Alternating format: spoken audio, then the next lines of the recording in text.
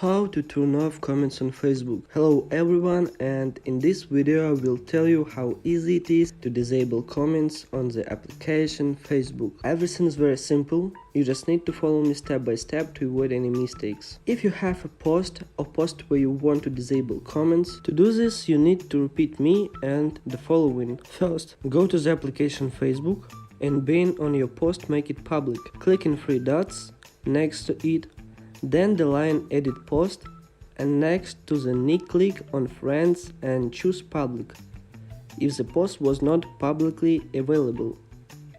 Then you can watch under your post three options like, comment and share. You need to click on 3 points next to the post again, then choose who can comment your post.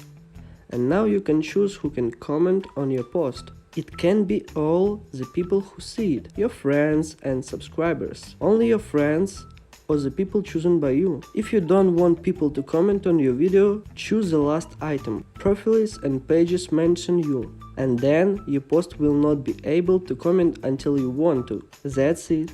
Thanks for watching.